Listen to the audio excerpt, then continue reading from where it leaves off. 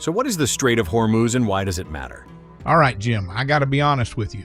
People keep talking about this Strait of Hormuz thing. I've heard the name on TV, but I don't have a clue where or what it is. Please explain it to me in easy-to-understand terms. All right, Bernie, here it is, plain and simple.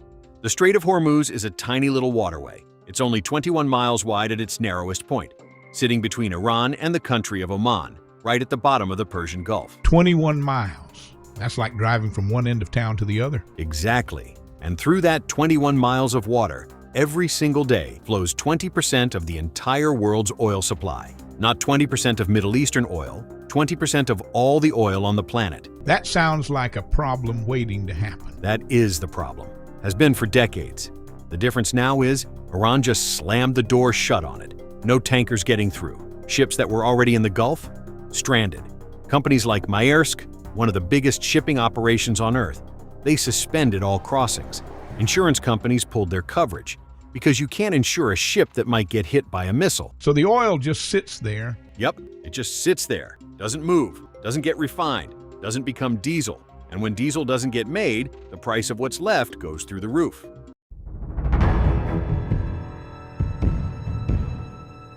Okay, but we've been through oil crises before, right? The 70s, the Gulf War, Ukraine. We survived those. We did. And here's why people think this is just another one of those.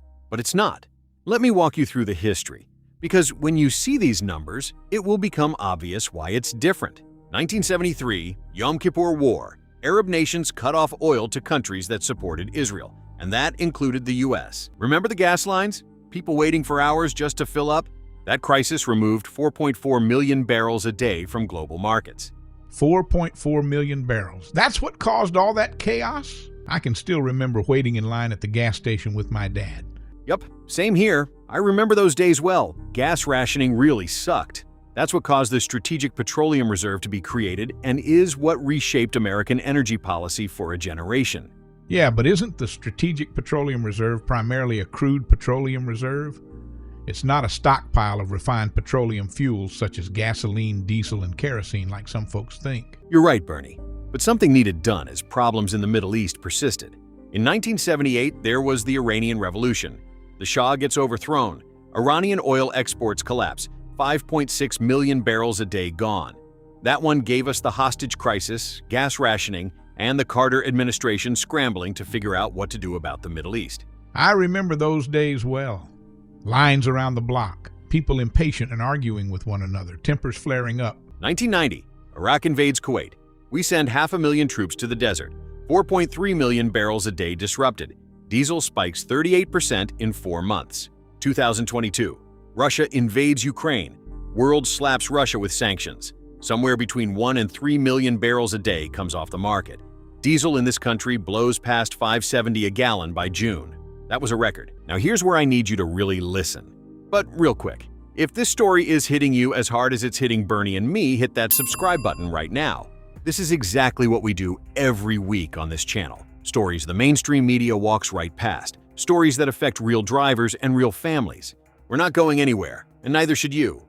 All right, let's pull back the curtain. The current Hormuz blockade, right now, today, has removed approximately 20 million barrels a day from global markets. Good Lord, 20 million barrels a day? That number doesn't even seem real. 20 million. The 1973 oil embargo that everyone points to as the great American energy disaster? 4.4 million per day. The current crisis is 4.5 times bigger. That's not even in the same ballpark. It's not even the same sport, and we're trying to handle it with an energy infrastructure that's been falling apart for 50 years. All right, so walk me through the refinery thing. I know diesel comes from crude oil. Why can't we just make more of it? Great question. Here's the basic chemistry and how it works. When you refine crude oil, when you run it through a refinery, you get a whole bunch of products at once. Gasoline, jet fuel, heating oil, and diesel. You don't get to pick. You crack a barrel of crude, you get diesel whether you wanted it or not. So if we've got more crude, which you said we do. We do. U.S. crude production is sitting right around 13.2 million barrels a day, near record levels. That's not the problem. Then what is the problem? The bottleneck is refining. You need a refinery to turn that crude into diesel. and we have been systematically tearing those down for 50 years and never replacing them. The last refinery built in the United States? The Marathon Petroleum Facility in Garyville, Louisiana, 1977. That's not a typo, Bernie. 1977. The year Star Wars came out, and John Travolta showed his dance moves in Saturday Night Fever. Yep. And while Darth Vader controlled outer space and Tony Manero was burning up the disco floor, the United States has permanently shut down more than 180 refineries.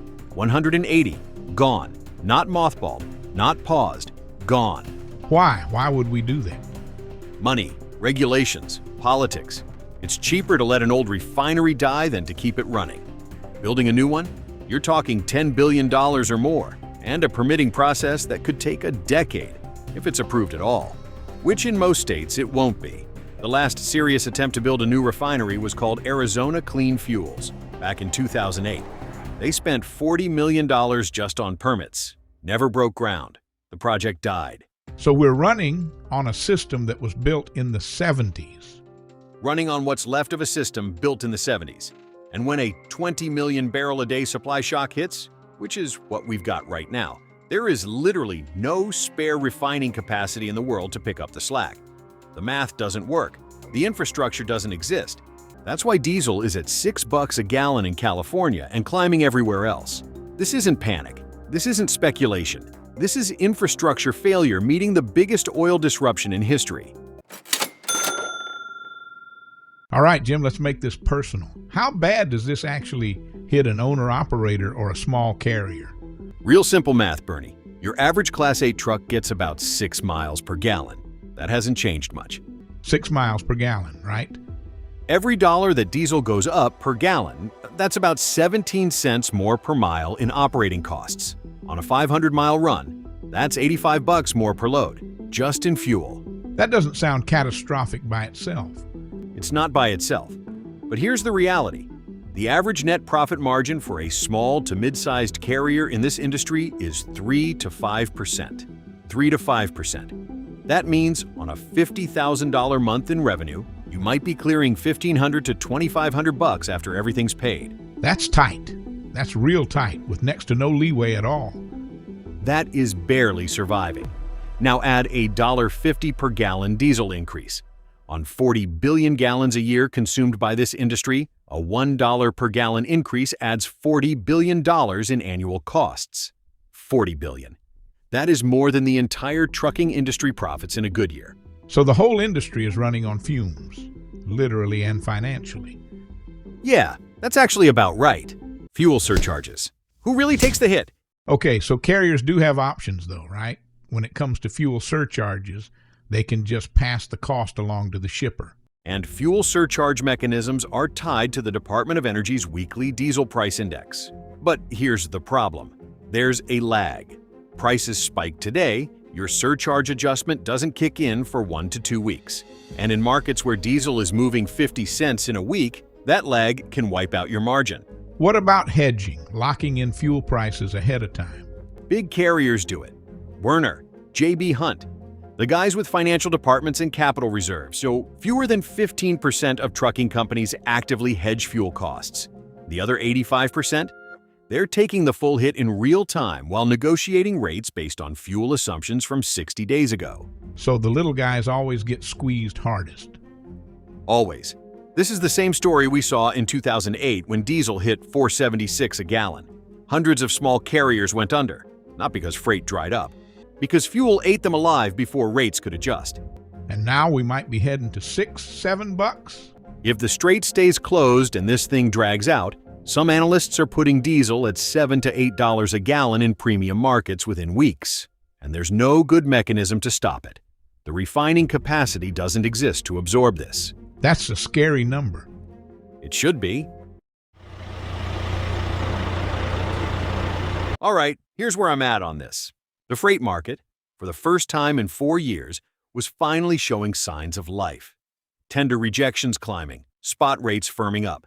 Carriers who survived the recession were finally smelling something better coming. And now we've got this. The trucking industry doesn't set oil policy. We don't control the Strait of Hormuz. We didn't make the decision to gut American refinery capacity over 50 years. We just drive the trucks that move the food, the medicine, the building materials, the everything that this country runs on. And every time there's a crisis, a war, a hurricane, a pandemic, we find out the hard way that nobody planned for us. Nobody protected us. Nobody built the infrastructure we needed. They just assumed we'd figure it out. So here's what I'm telling every driver and every owner-operator watching this right now.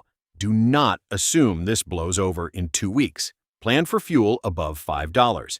If you've got loads in negotiation right now, build fuel costs into your rate like prices are at $5.50, not what they were last month. Talk to your shipper about fuel surcharge language in your contracts. If you don't have surcharge protection in writing, you need to fix that today, not next week, today. And if you're a smaller carrier without a fuel hedging program, at minimum, start tracking that DOE weekly diesel index like it's your bank account, because right now, it basically is. This industry has survived the oil embargo, the Gulf War, COVID, Ukraine. We'll survive this too.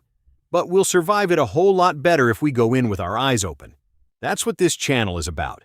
No spin, no politics, just the straight truth for the people who keep America moving. Hit the like button if this helped you. Subscribe if you want more of this. And if you've got a driver buddy who needs to hear this, share it with them right now. Drop a comment and let us know what you're seeing at the fuel island. Stay safe out there, keep the shiny side up, and keep the rubber side down.